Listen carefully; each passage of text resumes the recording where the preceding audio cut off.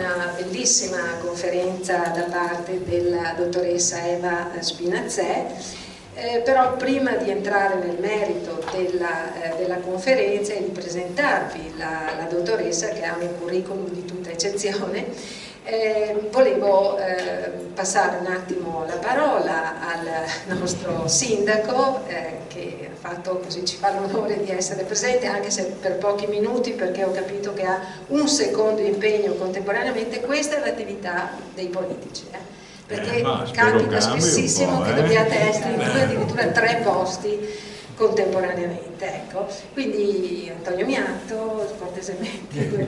Grazie Silvia, buonasera a tutti, un semplice saluto perché, come diceva Silvia, ho delle contemporaneità, spero cambi, vero? Fra poco avrò una squadra che finalmente mi potrà aiutare. Fino adesso ho retto un pochettino da solo, al meglio di quello che riuscivo, le prime fasi di avviamento della nuova tornata amministrativa. Ho già avuto modo di venire a trovare queste compagini storici che amo tanto e con i quali vorrei collaborare in questi anni al meglio delle possibilità che mi saranno concesse. Buon lavoro. Grazie. E ci vedremo ancora in futuro.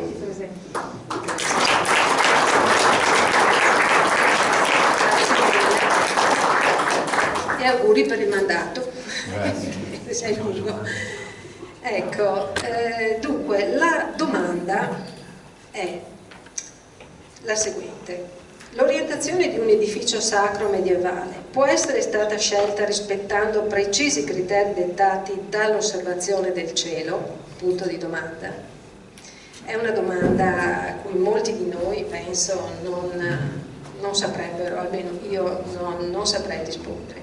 Alcune risposte invece si possono trovare negli studi di Eva Spinazzè, che dimostrano come nel Medioevo vi fosse la consuetudine di allineare l'architettura sacra naturalmente, verso il sorgere o il tramontare del Sole o della Luna. In un punto significativo sull'orizzonte, in date importanti per la comunità cristiana, come nel giorno del patrono, oppure in una delle tante ricorrenze di Maria. Quindi annunciazione, assunzione, purificazione, natività, eccetera. E naturalmente tutte celebrate durante il Medioevo. L'autrice ha scritto anche un libro, Luce e canto incisi nelle pietre, come vedete è un libro impegnativo, però devo dire che mai la l'abbazia di Follina è stata studiata da questo punto di vista. Abbiamo sempre, almeno io ho partecipato a varie esposizioni, a varie riunioni, ma è sempre stata vista solo dal punto di vista, per carità, giustamente, architettonico, culturale e quant'altro. Questo è veramente un punto di vista completamente diverso e non vedo l'ora di ascoltare appunto la relazione. Vi presento l'autrice. Eva Spinazzè è nata a Zurigo in una famiglia di artisti. Arriva a Venezia nell'autunno del 1999, dove consegue 2 lauree magistrali in lettere, indirizzo storico-artistico e in archeologia medievale. Prosegue con il dottorato in storia delle arti presso il Dipartimento di Filosofia e Beni Culturali di Ca' Foscari a Venezia e IUAV a Venezia, in cotutela con l'Università di Zurigo, ottenendo il primo diploma, il dottorato di ricerca, nel 2015 e il secondo nel 2016. Dopo il suo ultimo dottorato, la ricercatrice continua con i suoi progetti interdisciplinari sull'archeoastronomia, che coinvolgono numerose discipline come l'architettura, la storia, l'archeologia, topografia, liturgia e astronomia, rendendo la ricerca multiforme e intrecciata tra le informazioni. Ad oggi ha pubblicato 5 libri e circa 30 articoli scientifici. Io poi approfitterei anche del fatto che qui abbiamo una persona molto competente in storia dell'arte, che è l'ex assessore alla cultura di Vittorio Veneto e Antonella Uliana, ma noi speriamo anche, chissà, se ci farà il regalo. È assessore. È stata, scusa, scusami, sei stata nominata oggi, perché io fino a ieri non sapevo niente. Benissimo. Grazie.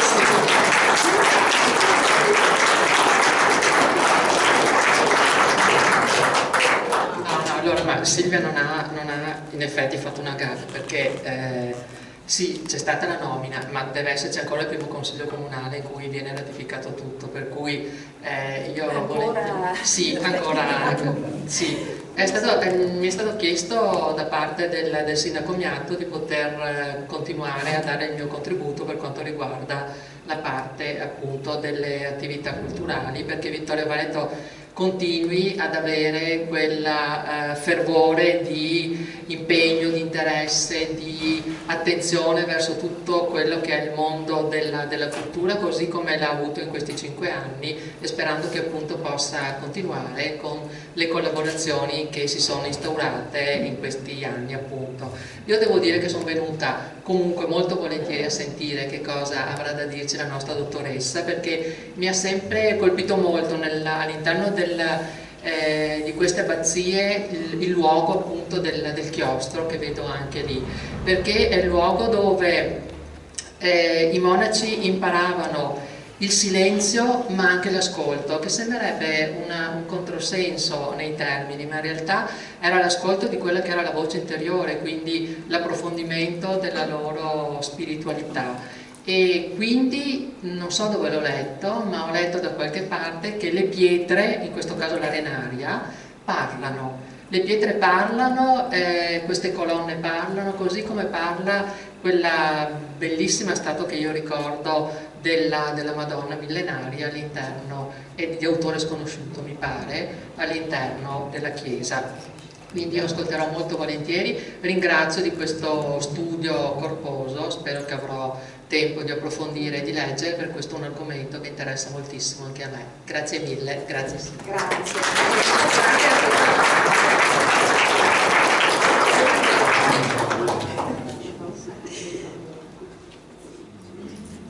Buonasera a tutti. Ringrazio vivamente la dottoressa Silvia Della Colletta per avermi invitata, per darmi questa opportunità di presentare i miei studi e tutti voi che siete qui presenti. Sì, è uno studio interdisciplinare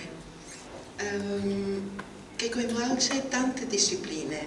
È uno studio che si chiama arcoastronomia, perché i primi fondatori, non si sente? Deve tenerlo proprio vicino. È un studio interdisciplinare che coinvolge tanti studi, perché i primi fondatori di questa disciplina di arcoastronomia erano astronomi e archeologi, e poi il fine era di determinare, di vedere se un sito archeologico o un edificio sacro avesse un'orientazione precisa legata con il cielo. Si riesce a sentire? Più vicino.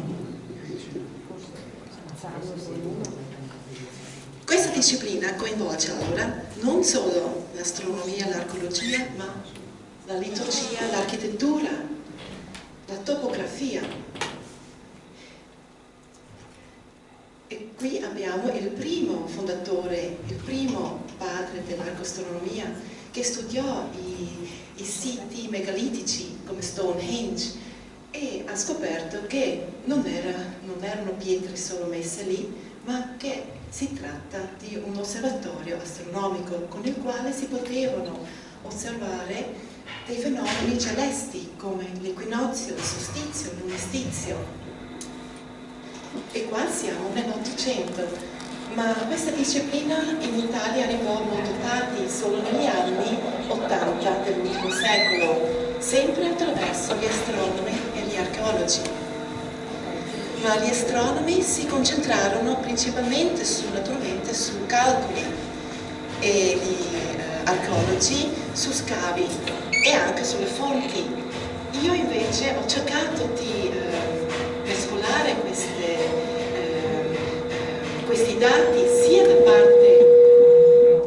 i dati scientifici da parte topografici georeferenziati e con lo studio delle fonti primarie e secondarie. Nell'antichità e durante tutto il Medioevo spesso gli edifici venivano allineati secondo regole rituali, seguendo la tradizione prima pagana e poi veniva adattata dai cristiani. Soprattutto l'allineamento facciata-abside era di fondamentale importanza. Ma dobbiamo ricordarci che già in antichità i pagani pregarono verso il dio Sole, che era Mitra. E i pagani poi, i cristiani vedevano questa possiamo dire questa religione e la adattarono alla loro religione e associarono il Sole a Cristo e la Luna a Maria. E così nacquero le prime chiese con l'abside a occidente, così il sacerdote poteva vedere il sorgere del Sole.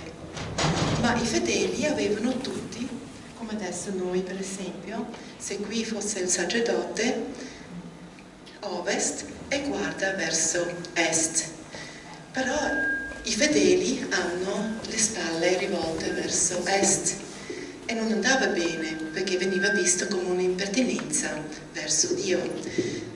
E così durante i secoli, verso il IV-V secolo d.C., le absidi cominciano a girarsi verso est, così il sacerdote poteva guardare i fedeli, però anche lui dopo aveva il Sole dietro le spalle. Che cosa faceva?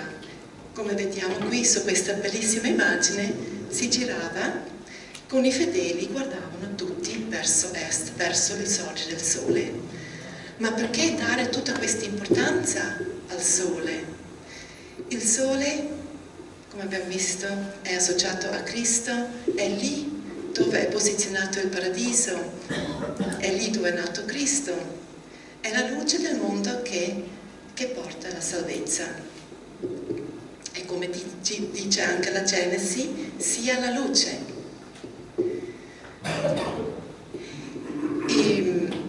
Il tramonto veniva poi visto come la passione di Cristo e il sorgere la risurrezione. E questo, tutti questi pensieri li possiamo leggere nei trattati dei padri della Chiesa, come qui Sant'Agostino, quando lui dice alla sera Cristo è sulla croce e al mattino risorge. Si osservava il cielo naturalmente da sempre, da quando il mondo esiste, e per quale motivo? Sicuramente uno dei più importanti era per scandire il tempo, per sapere quando seminare, quando raccogliere i frutti della terra e poi quando ripreparare la terra, il terreno per la prossima semina. Questi erano requisiti fondamentali, si doveva sapere quando era il momento giusto e nacquero così i calendari agricoli. Ma si osservava il cielo anche per chiedere di fare un augurio per i riti, svolgere dei riti, per costruire delle strade come facevano i romani. E anche lì possiamo trovare questa informazione nei trattati degli agrimensori. E naturalmente i benedettini dovevano sapere quando era il momento giusto, già solo per svolgere l'ufficio divino, perché già 7 volte durante il giorno veniva diviso la giornata. Alle lodi, prima dell'aurora, all'ora prima, che è verso le 6, all'ora terza, verso le 9, all'ora sesta, all'ora 12, all'ora nona, verso le 3 di pomeriggio, ai vesperi, che sentiamo ancora oggi, i vesperi, al tramonto, e la compieta dopo il crepuscolo. E queste informazioni le troviamo nei manuali dei Benedettini, sia dei Cistercensi, nei trattati come la Regola, un libro scritto da San Benedetto, il fondatore dell'ordine benedettino, che dice esattamente che cosa doveva fare il discepolo. Ma come è nato questo studio? Dobbiamo andare indietro nel 2007. Ho guardato una mappa come questa di Venezia e ho notato che ogni chiesa ha un'altra orientazione. Se guardiamo qui, e mi sono chiesta, ma può trattarsi di un caso o di una voluta disposizione da parte del costruttore? E qui siamo a Venezia, in un luogo morfologicamente limitato, allora uno può pensare che il costruttore non aveva altra scelta di adattarsi a quel piccolo spazio che aveva a disposizione. Ma non era proprio così. Siamo nel Medioevo, chiedo scusa. Siamo nel Medioevo, gli spazi erano grandi, liberi, e i benedettini cercarono sempre uno spazio isolato, e dopo venivano poi i cistercensi e anche loro cercarono uno spazio nell'isolamento.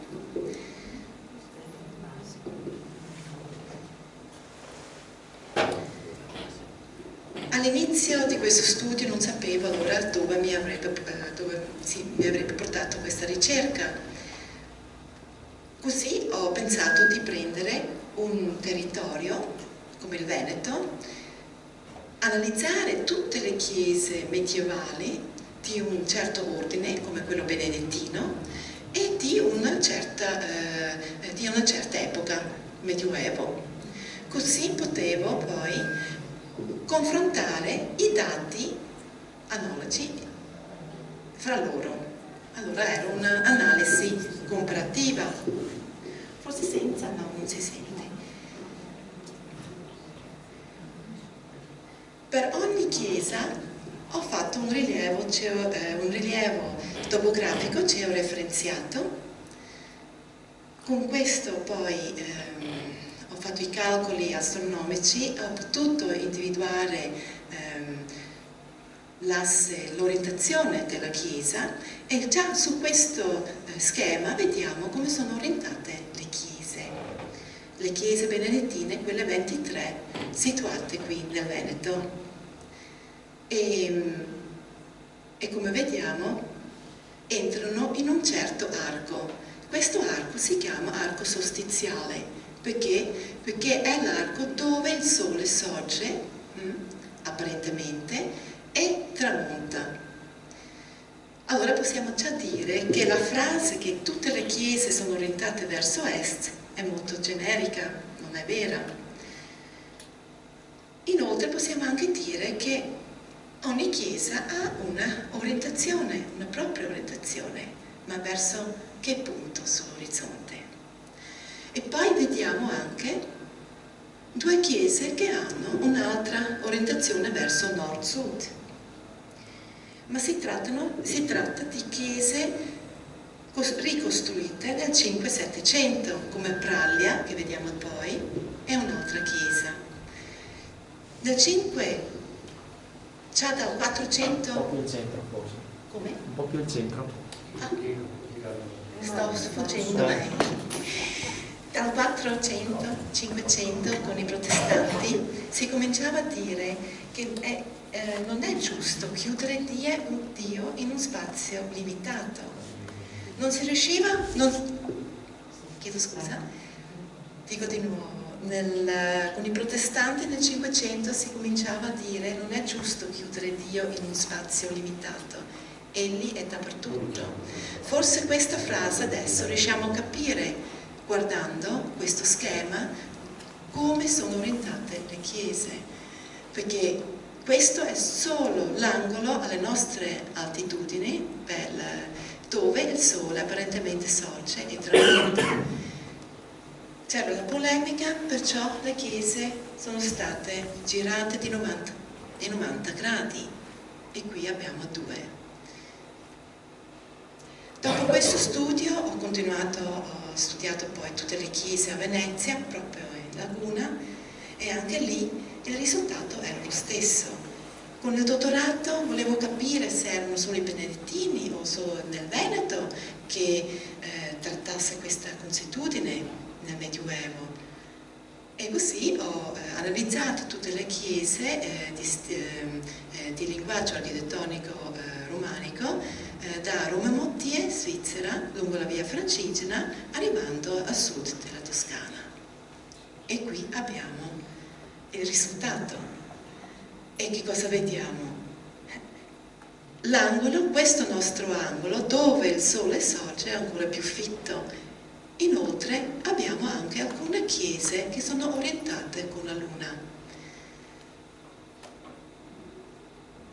E sono più di 230 chiese in tutto in 12-13 anni e la maggior parte posso dire che sono orientate o al giorno del patrono della chiesa oppure, e questo maggiormente, a una delle 4 feste mariane celebrate durante il Medioevo.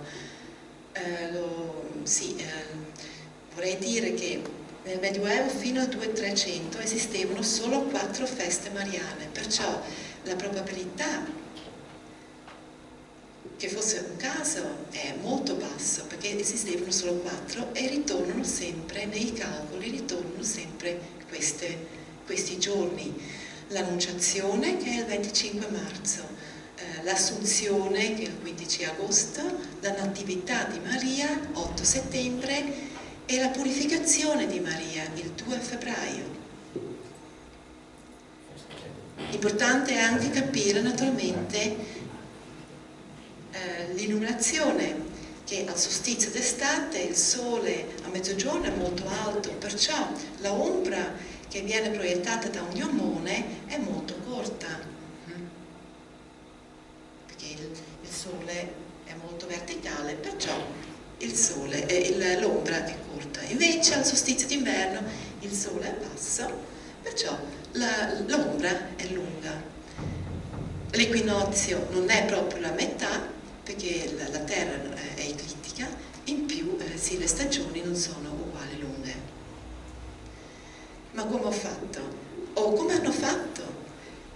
Orientare un edificio sacro o un qualsiasi edificio anche civile non è difficile, basta avere 2 pali e aspettare il momento che vogliamo,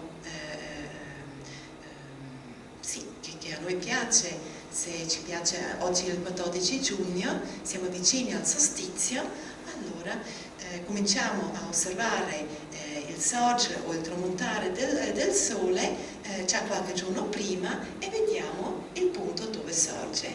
Con le due aste poi miriamo e possiamo poi tracciare l'asse dell'edificio.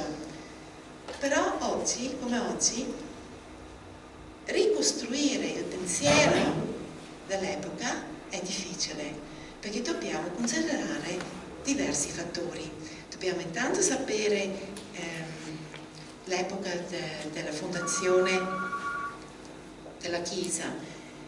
In più queste misure devono essere eseguite accuratamente, perché già un grado di differenza nell'angolo può cambiare completamente il calcolo, perché dobbiamo sapere che il disco solare o anche il disco lunare sull'orizzonte è di mezzo grado quando noi lo vediamo da qui, perciò un grado sarebbero 2 soli spostati, è tanto e sono tanti giorni. Allora richiede una misurazione, un rilievo accurato. Dobbiamo sapere il secolo di costruzione, la rifrazione e la latitudine dobbiamo considerare nei calcoli, il nord astronomico e non quello geografico è fondamentale perché cambia, e poi poi dobbiamo anche considerare l'errore del calendario giuliano. Come sappiamo, l'errore del calendario giuliano erano di 11 minuti all'anno. Sono pochi, però nei secoli, durante i secoli si accumulano e diventano tanti giorni. Per il 1000 sarebbero circa 7 giorni che il calendario è in ritardo. Così, diciamo, un giorno, il 14 giugno, se hanno preso il 14 giugno, oggi sarebbe il 21 giugno in confronto. Allora, tutti questi, naturalmente dobbiamo anche verificare se i lati della Chiesa sono parallele o no, e anche sapere a chi è stata dedicata la Chiesa. In più anche dobbiamo considerare il profilo della montagna, perché avendo davanti a sé delle colline o delle montagne fanno ritardare il vedere del sorgere del sole e lo fanno anticipare al suo tramonto, perché qui sarebbe il vero sorgere, per esempio di oggi, però noi lo vediamo spostato. Questa ricerca ha richiesto anche tanti studi sulle fonti primarie come dei padri della Chiesa, dei manoscritti sull'astronomia, sui trattati astronomici e liturgici, ma anche sulle fonti secondarie. E qui vediamo una pianta del complesso benedettino. Di solito la chiesa è orientata verso est. Quando dico verso est abbiamo visto che è un angolo di circa 70 gradi alle nostre latitudini, e il monastero di solito è disposto sulla parte sud per essere protetto dalle intemperie provenienti da nord. Questo è lo schema principale. E poi intorno al chiostro abbiamo poi i locali disposti per i monaci. Il dormitorio è sempre vicino all'abside, così i monaci potevano accedere velocemente agli uffici divini. Abbiamo qui San Benedetto. Allora, lui ha costruito il primo monastero a Monte Cassino, benedettino, ha fondato l'ordine benedettino e ha scritto il manuale per i discepoli, la regola. Adesso vediamo velocemente 3-4 esempi di orientazione e poi iniziamo subito con Polina. Qui siamo a Tessera. Sant'Elena ha un'orientazione tipica equinoziale, precisa equinoziale, di 90 gradi, però la chiesa è stata ricostruita nel 500 e vediamo anche le proporzioni sono sproporzionate con il campanile circolare del X secolo. Negli studi ho potuto dimostrare che non è stato preferito l'equinozio preciso, l'equinozio che sarebbe il 21 marzo, ma il 25 marzo, che è la fondamentale festa dell'Annunciazione di Maria. E in tante città medievali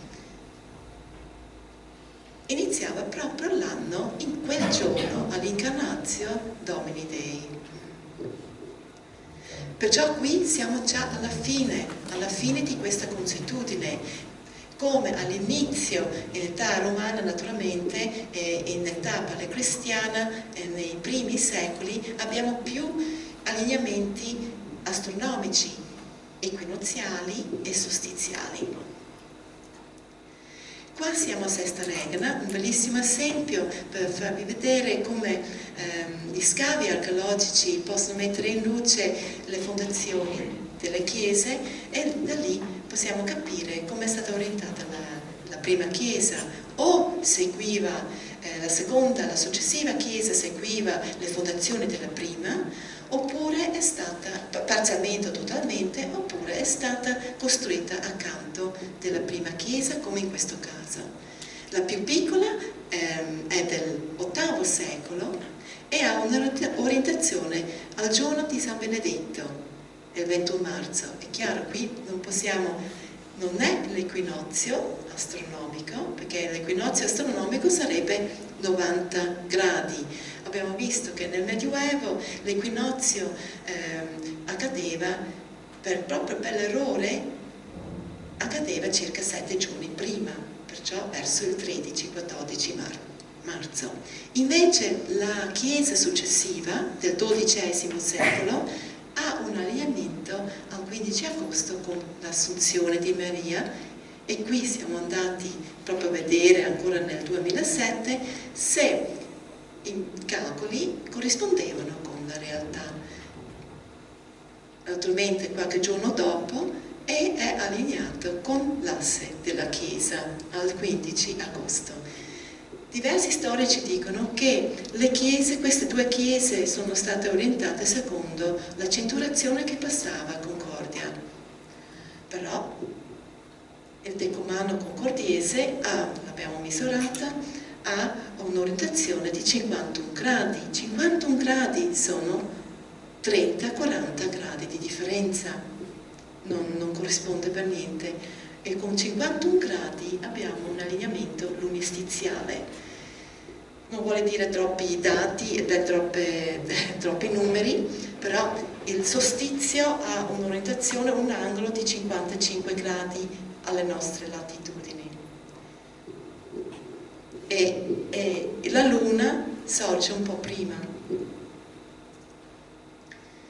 Sì, non vi ho fatto vedere su questo schema, forse lo spiego adesso, che qui abbiamo il solstizio d'estate, è il punto più alto dove il Sole nasce, e poi percorre durante il giorno e tramonta qui, e questo l'abbiamo adesso fra pochi giorni.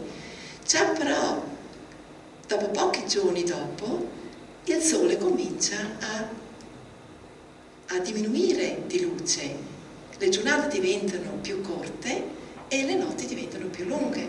È un paradosso, perché da noi inizia l'estate, però le giornate cominciano già a diminuire. E questo pensiero è fondamentale per poi capire Perfolina. E poi abbiamo luglio, e sappiamo già che la giornata è molto più corta e la notte più lunga. Abbiamo agosto e settembre agli equinozi, dove la giornata e la notte è uguale lunga. Dov'è qui? E poi abbiamo ottobre, novembre, e qui abbiamo visto che è il punto del solstizio d'inverno, la giornata più corta, perché tramonta. Dovevo prendere, poi vi faccio vedere l'altro, e tramonta qui. Forse dovevo farvi vedere l'altro, chiedo scusa, vediamo qua. Qui è più chiaro. Qui abbiamo visto che questo è l'arco solstiziale dove il Sole apparentemente percorre la sua via. Qui è il solstizio d'estate, il punto più a nord dove sorge, e poi tramonta qua. E così via. Qui abbiamo settembre e tramonta qui, questa è la notte. Ottobre, novembre e dicembre sorge qui, percorre durante il giorno qua e tramonta, il Sole tramonta qui e la notte è molto lunga. In questo momento il Sole comincia a rinascere, per questo che la festa natale di Gesù Cristo l'hanno posizionata proprio il 25 dicembre, perché è vicino, era il solstizio d'inverno, e con questa simbologia si dà la salvezza, si dà un buon augurio per il prossimo anno.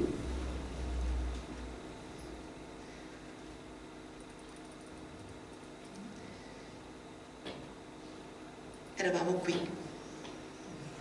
No. Sì, Sesto Regana. Praglia.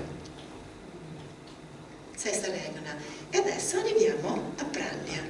È è un altro bellissimo esempio per vedere come la chiesa nel Cinquecento è stata girata. Gli scavi archeologici hanno dimostrato che la prima chiesa seguiva la sacrestia di oggi e abbiamo altre testimonianze per questa testimonianza con gli affreschi all'interno del campanile che appartenevano alla prima chiesa. Perciò la prima chiesa aveva questa orientazione che era allineata con il tramontare, anch'essa con il tramontare del sole all'Assunzione di Maria.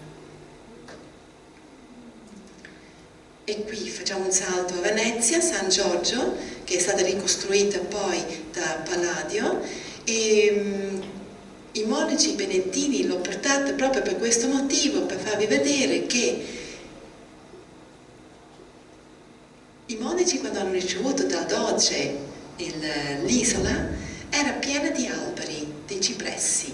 L'isola veniva anche chiamata isola dei cipressi. E potevano scegliere dove posizionare e come disporre la chiesa. E questo è un bellissimo esempio, una testimonianza. E anche questa chiesa, qui abbiamo addirittura 2 date, perché abbiamo visto che il sole al sorgere tocca 2 volte all'anno lo stesso punto sull'orizzonte. In questa chiesa, al 23 aprile, che è il giorno della ricorrenza di San Giorgio, e anche quando il sole ritorna di nuovo al 15 agosto. Perciò hanno veramente cercato, hanno cercato proprio il punto preciso come orientare, come dedicare e come orientare la Chiesa, perché poi questa illuminazione rimane per sempre, ogni anno, anche se poi sono pochi giorni di differenza, di sfalsamento, però ogni anno, e vediamo poi con Follina, il sole illumina tutta l'asse della Chiesa, come ricordare questo fondamentale giorno. E qua l'ultima, per farvi vedere un allineamento lunistiziale, perciò con la luna. Qui siamo a Torcello, vediamo San Giovanni Evangelista. Perché orientare una chiesa con la luna? È associata a Maria, e questa chiesa benedettina è la prima in laguna con monache. Proviamo. Sì. E la luna sorge un po' dopo, ha una inclinazione più verso sud del sole, circa di 5 gradi. Adesso salto perché con il lunistizio, siccome si guardava poi la luna piena, perché la magnificenza di Maria viene paragonata con Maria, si guardava la luna piena all'unistizio, allora questo accadeva solo ogni 350 anni, e gli storici, anche vedendo tutte le testimonianze scritte e riportate che dicono che la prima chiesa è stata costruita nel VII secolo, dicono no, non può essere, deve essere del IX-X secolo. Forse proprio con questo studio potevamo dire o rafforzare tutti i documenti che hanno riportato la prima fondazione del VII secolo, perché proprio nel giorno di Giovanni Evangelista, nel 27 dicembre, nel 646, accadeva questo fenomeno dell'unistizio, che abbiamo la luna piena, e perciò Allora i documenti che abbiamo anche del 200, anche le visite pastorali che riportavano sempre la storia che la prima chiesa era stata costruita intorno al 640, può essere verosimile. Adesso arriviamo a Foligna, finalmente vediamo la chiesa trecentesca all'inizio del 300. Tutte le chiese benedettine e anche cistercensi sono state costruite vicino a un fiume, a un corso d'acqua, per essere così i monaci potevano rimanere indipendenti dal mondo esterno. Questo era un requisito che doveva esserci. E qui siamo vicino alla fonte dedicata a Santa Scolastica, ma prima era dedicata alla ninfa romana Forina, forse da qui deriva poi il nome Folina. Scavi archeologici all'inizio del Novecento hanno potuto dimostrare che sotto questa chiesa esistono delle fondazioni, altre fondazioni di altre due chiese. Purtroppo però non sono stati fatti rapporti archeologici e neanche hanno consegnato delle foto. Però le interviste all'epoca sono state trascritte e possiamo naturalmente solo fidarci su quello che loro ci riportano, però che questa chiesa ha preso l'allineamento delle precedenti chiese. E la prima chiesa è stata allora fondata dai benedettini provenienti da San Fermo e Rustico da Verona. Loro sono arrivati a Foligna per evangelizzare i Longobardi situati in quella zona. E adesso vediamo com'è orientata. Ha un azimut di 60 gradi e ha un allineamento solstiziale. Solstizio d'estate, siamo proprio adesso. Se andiamo fra pochi giorni a vedere il fenomeno, possiamo ancora vedere dall'esterno, non dall'interno, perché ci sono nuove costruzioni che ostacolano la luce non può più entrare, e anche all'interno la grande pala fa anche scherma. Ma perché 60 gradi? Prima avevo detto il solstizio alle nostre latitudini è di 55 gradi circa. Perché se guardiamo verso qui, abbiamo proprio fatto la foto al solstizio d'estate, ancora alcuni anni fa, e vediamo era proprio allineato con il lato della chiesa. 60 gradi perché in direzione dell'abside abbiamo la collina, che abbiamo visto che la montagna fa ritardare il vedere del sole. E qua vediamo di nuovo un altro esempio, come comunque l'abside è ben illuminata, e qua vediamo anche la disposizione delle finestre strette e lunghe. Avevano un motivo allora per raccogliere i raggi del sole. Questo è il nostro rilievo, così facciamo i rilievi insieme all'architetto Luca De Marchi e poi faccio tutti i calcoli. Ma perché scegliere il solstizio d'estate?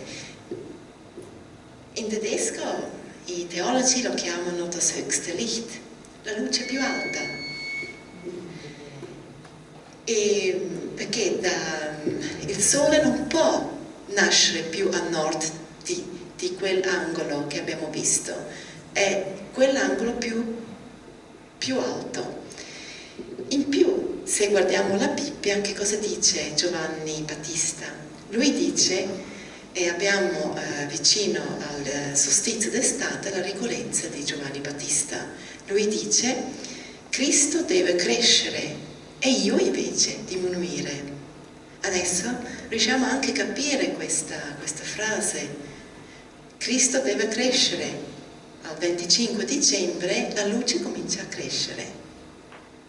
Invece io, Giovanni Battista, deve diminuire. dal solstizio d'estate la luce comincia a diminuire.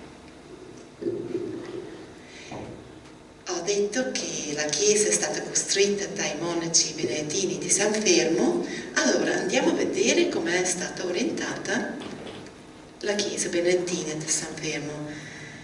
Nel X secolo, sia questa che la Foligna, la prima, risale al X secolo, ma subito vediamo che la chiesa è parallela circa al decumano massimo di Verona. Abbiamo misurato sia il decumano massimo che l'asse della chiesa.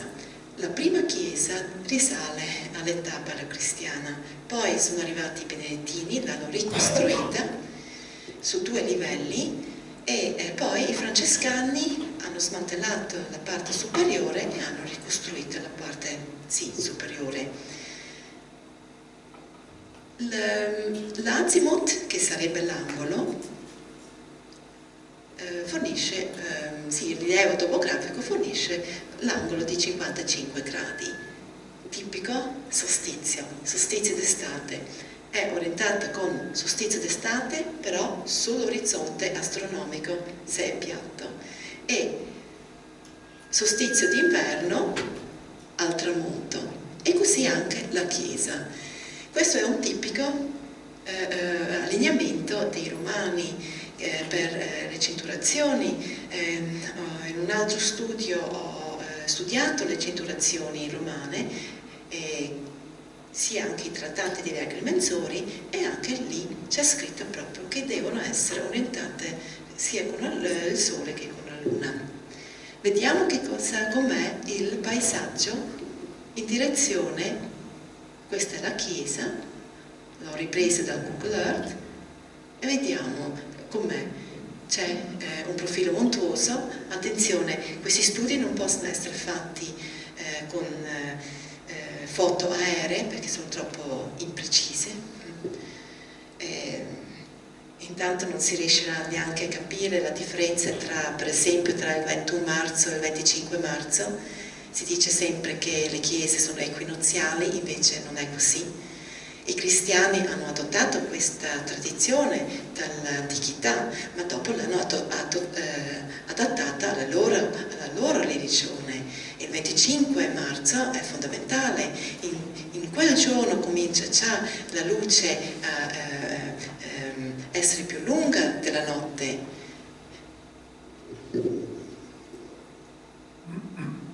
E così, qui siamo a San Fermo, la chiesa paleocristiana è stata orientata sull'orizzonte con il solstizio d'estate, ma sull'orizzonte locale, considerando il profilo montuoso, con la luna.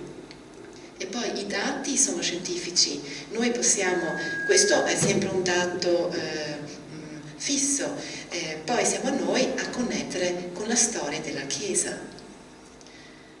Se scendiamo nella chiesa benedettina, nel livello primo, vediamo intanto la decorazione con i 6 petali, iscritto in un doppio cerchio.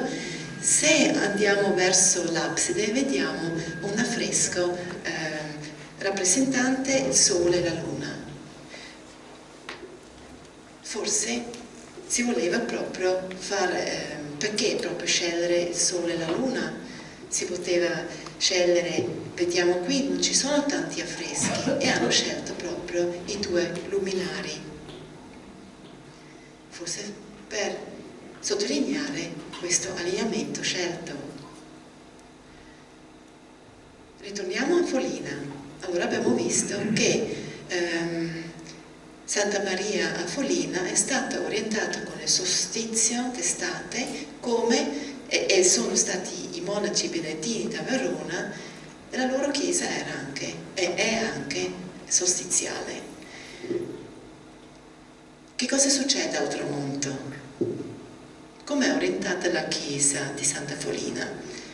I calcoli dicono al 2 febbraio, al giorno della purificazione di Maria. Siamo andati l'anno scorso,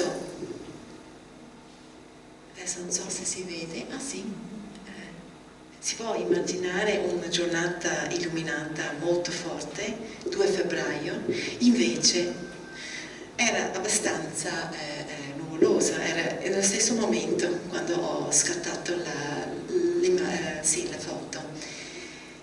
Non era il 2 febbraio perché dovevo calcolare alcuni giorni in più proprio per l'errore del calendario giuliano, era il 9 febbraio al tramonto e vediamo come la luce illumina tutta l'asse e è proprio dritta al tramonto.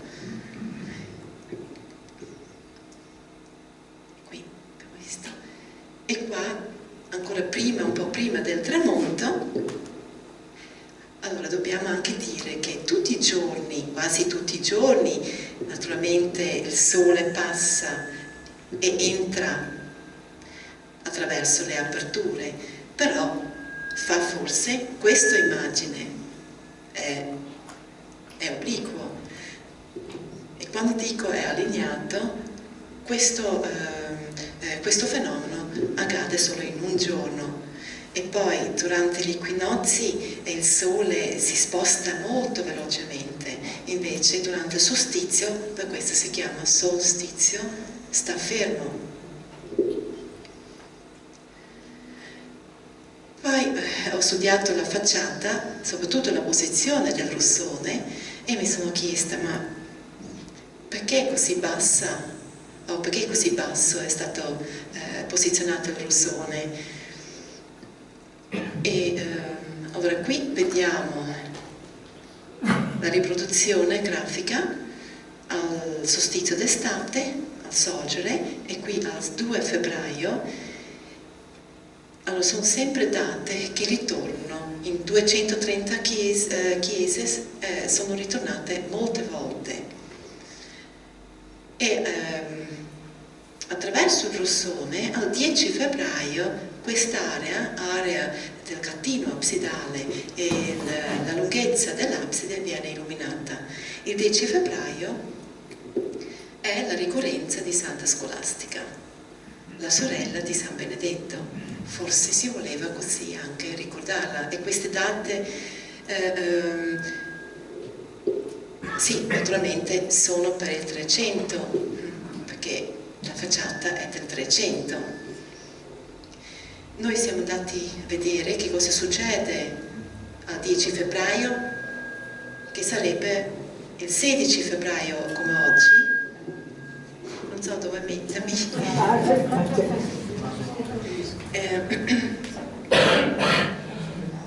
E qua vediamo la differenza di prima,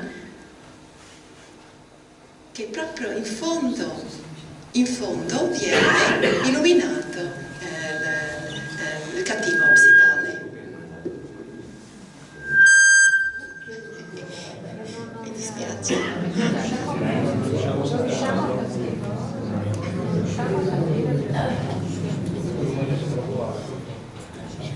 E qua vediamo anche quel giorno era molto nuvoloso, però la luce riusciva a entrare e illuminare proprio la parte, colpire il catino absidale, segnare così la lunghezza. Se avessi fatto solo una chiesa, possiamo dire che è un caso, ma in tante altre chiese ho notato con un allineamento mariano che l'abside lì dove è posizionato l'altare, nell'area absidale, veniva illuminato nel giorno del patrono. Arriviamo adesso finalmente al chiostro. Però per capire il chiostro dovevamo fare tutta la spiegazione di prima, e questo studio nasce molto più tardi. Che cosa significa chiostro? Deriva dal latino claustrum, è un luogo chiuso, recintato. All'inizio significava tutto il monastero, solo successivamente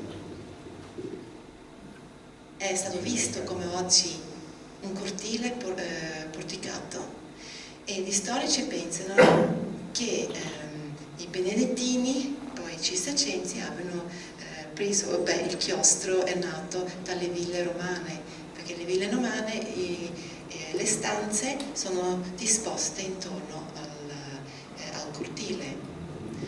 Però io ho un'altra idea.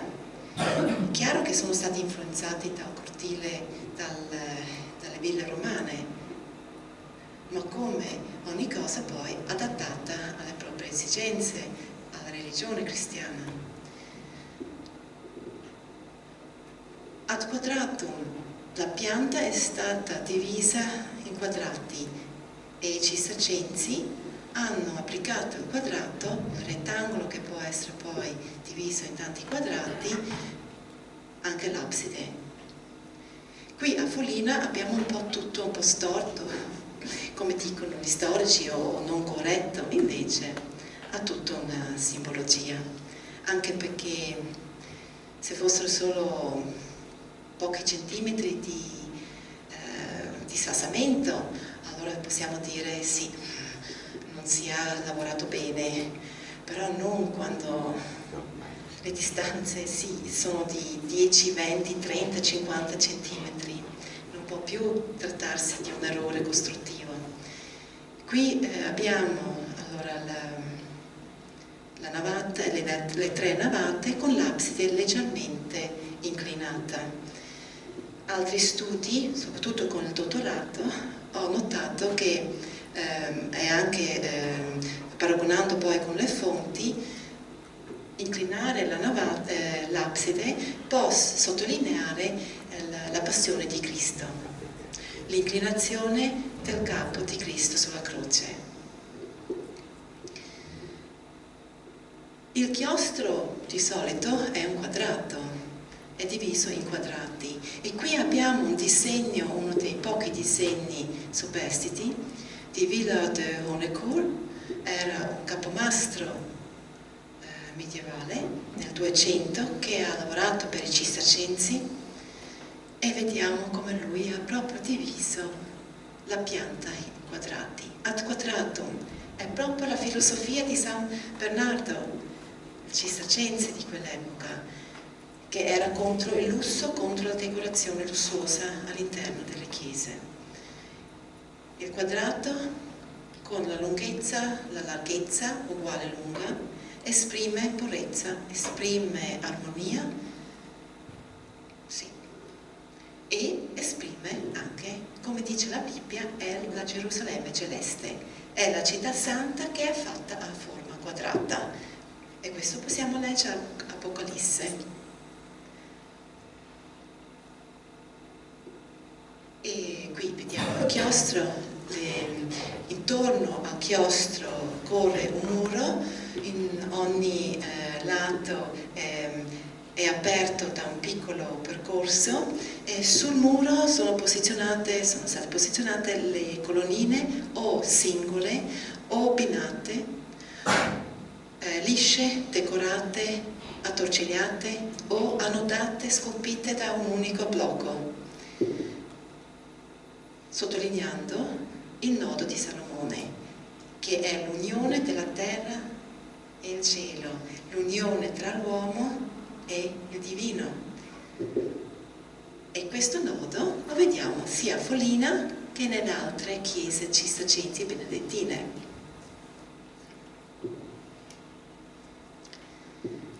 Ma che funzione aveva il chiostro? Una funzione pratica, spirituale e didattica. La pratica, così i monaci, come abbiamo visto, possono accedere velocemente all'ufficio divino, e nello stesso tempo rimangono protetti dalla pioggia e dalle intemperie. Spirituale è il luogo di silenzio, il luogo dove vengono fatte le preghiere, la meditazione e anche le orazioni con la fonte.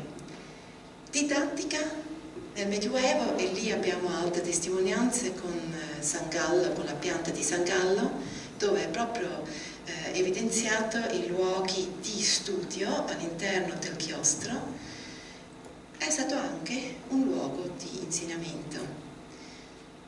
San Bernardo era contrario a portare l'insegnamento all'interno del monastero, perché rompeva questa armonia del silenzio, perché solo nel silenzio riusciamo a sentire Dio, riusciamo a sentirlo, a parlargli, a trovarlo.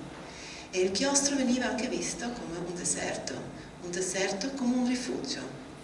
E la sua controparte, Adelardo, che voleva invece portare l'insegnamento all'interno del chiostro, poi è stato sconfitto da San Bernardo, ha trovato proprio il rifugio nel chiostro del monastero. Qui vediamo la chiesa, parte sud, perciò questa è la parte nord del chiostro. E qui abbiamo l'abside e qui vediamo ancora il dormitorio. I capitelli sono tutti praticamente lisci o poco decorati, stilizzati, tranne uno. E questo è proprio in mezzo, qui. Vediamo, qua, che ogni apertura del percorso è segnato con una colonna fino in fondo, fino a terra, tranne sulla parte ovest. E su questa colonna abbiamo 4 facce scolpite, che possono essere interpretate come una sequenza della passione di Cristo. Abbiamo sulla parte sud la palma, parte ovest, adesso vediamo in dettaglio il gallo, nord l'aquila e poi est la croce. E già quando guardiamo, sentiamo questo,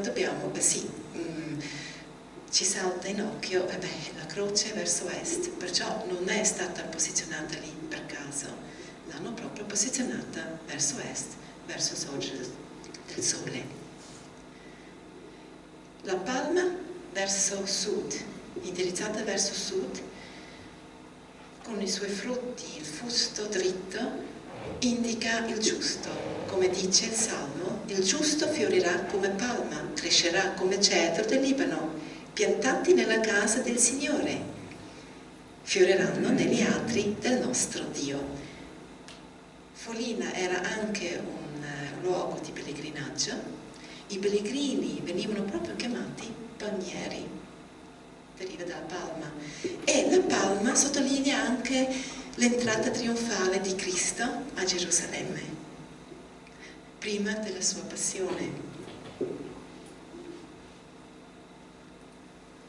Qui, verso ovest, occidente, abbiamo il gallo. Il gallo, l'unico uccello che annuncia il giorno prima dell'alba, viene visto come l'uccello della resurrezione, associato anche a Cristo, ma ricorda anche il triplice rinnegamento di Pietro.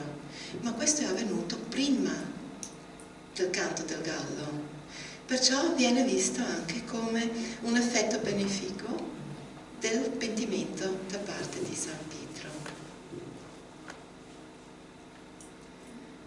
E qui siamo sulla parte nord, guarda verso nord, l'aquila che vola verso in alto e viene associato a San Giovanni Evangelista, l'unico discepolo che è rimasto alla croce con Maria. E Cristo ha detto, proprio sulla croce, si è rivolto verso Maria e verso Giovanni: donna, ecco il tuo figlio, che è Giovanni. Poi Cristo disse al discepolo: ecco la tua madre. Qui siamo allora alla crocifissione. E poi abbiamo verso est la croce. una croce che porta la salvezza. E così può essere visto questo capitello, l'unico capitello scolpito in questo chiostro, può essere letto come una sequenza temporale dei temi legati alla passione di Cristo. La Palma, l'entrata trionfale di Cristo, il gallo, il triplice rinnegamento di San Pietro, l'Aquila, Giovanni Evangelista insieme a Maria alla croce e la croce, la risurrezione di Cristo. Ma la passione di Cristo non è solo nel capitello raffigurato, l'abbiamo visto anche nell'asse della chiesa con l'abside inclinata e anche nel disegno della corsia del chiostro, che un braccio è inclinato, può sottolineare la passione. Arriviamo al chiostro, sembra complicato, però quando vedo che qualcosa esce dalla simmetria, per il Medioevo è sempre interessante e non è un caso o, come ho detto, un errore costruttivo, ma una voluta costruzione. È un rettangolo un po' spostato e che segna i 4 punti cardinali, e non così, ma su colonne ben evidenziate, su colonne singole e decorate. Dopo vediamo in dettaglio. Intanto vi faccio vedere velocemente sullo schema, così vediamo nord. Allora, se noi ci mettiamo qui, vediamo verso destra una colonna singola e questo segna il nord. La stessa cosa quando ci mettiamo qui, verso destra, vediamo un'altra colonna che segna verso est. Ci mettiamo qui, qua, e vediamo verso destra un'altra colonna sud, ovest. Abbiamo visto che l'asse è sostiziale, è orientato con il sostizio, perciò se facciamo delle parallele vediamo che queste 2 colonne sono proprio posizionate con la linea sostiziale. Naturalmente est-ovest abbiamo la linea equinoziale e poi abbiamo qui il punto del solstizio d'inverno e abbiamo anche qua questo arco che vi ho fatto vedere, ideale, questo è un arco ideale del Sole. E poi ho visto questa diagonale, come mai così sfalsata questa diagonale? L'ho calcolata e si ottiene anche il 2 febbraio, ma al sorgere, il 2 febbraio che abbiamo visto che è la purificazione di Maria. Perciò abbiamo delle informazioni interessanti. Sono scientifici, questa colonna con questa segna è il punto nord-sud, invece queste 2 la linea equinoziale, queste 2 la linea solstiziale. Qua vediamo poi il percorso che questo braccio è inclinato. Adesso vediamo proprio sul posto com'è. Non so se si riesce a vedere fino in fondo. Sono dappertutto delle colonnine abbinate e qui invece una singola che segna proprio il nord. Qua l'est e qui è il solstizio d'estate che abbiamo visto che taglia proprio le due entrate. Qui abbiamo sempre verso est il sud, questo è il solstizio d'inverno, qua abbiamo est che abbiamo visto prima e qui è il solstizio d'estate e qua abbiamo di nuovo questo arco solstiziale, no? Solstizio estate, equinozio, solstizio d'inverno.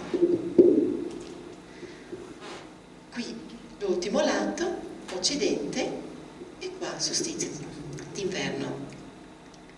Qui ritorniamo e questo studio è stato molto interessante perché ha fatto vedere che non solo le chiese sono state, questo lo posso proprio dire perché dopo 230 chiese analizzate sempre con la stessa metodologia, con i rilievi topografici referenziati e calcoli astronomici, hanno quasi tutte, se dico quasi tutte, 99%, una precisa orientazione e ritornano sempre queste date, 4 feste mariane e o il patrono della Chiesa. Inoltre le colonne qui segnano proprio i punti cardinali, i punti solstiziali, e anche perché il 2 febbraio, la purificazione di Maria. Concludere con la croce e vi ringrazio per l'attenzione e se ci sono domande.